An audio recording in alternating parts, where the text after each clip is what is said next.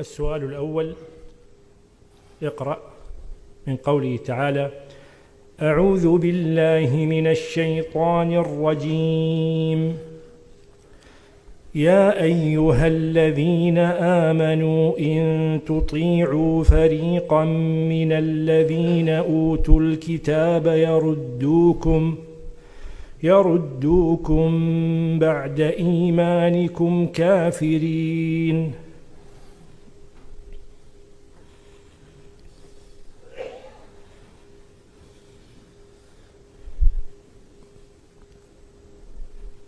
أعوذ بالله من الشيطان الرجيم.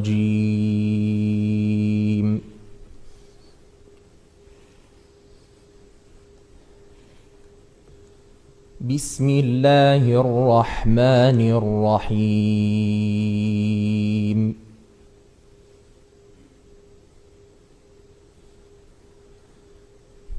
يا أيها الذين آمنوا إن تطيعوا فريقا من الذين أوتوا الكتاب يردوكم بعد إيمانكم كافرين.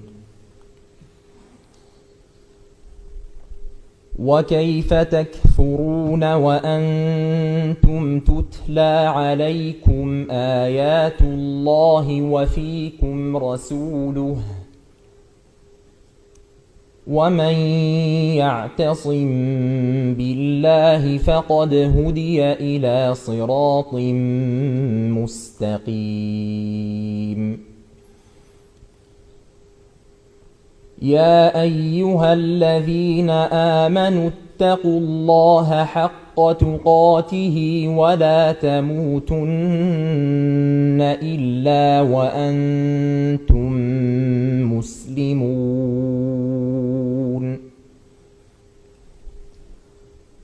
واعتصموا بحبل الله جميعا ولا تفرقوا. واذكروا نعمة الله عليكم إذ كنتم أعداء فألف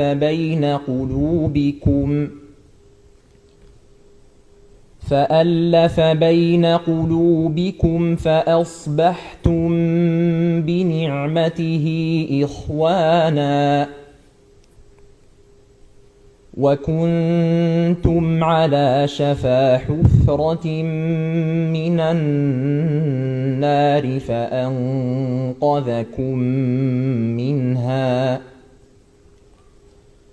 كذلك يبين الله لكم آياته لعلكم تهتدون.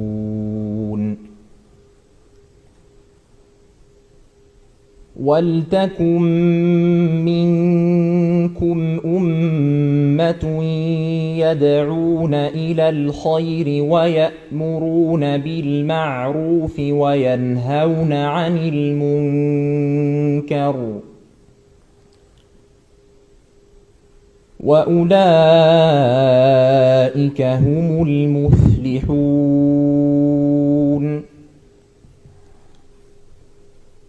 ولا تكونوا كالذين تفرقوا واختلفوا من بعد ما جاءهم البينات وأولئك لهم عذاب عظيم. يوم تبيض وجوه وتسود وجوه فأما الذين اسودت وجوههم أكفرتم بعد إيمانكم فذوقوا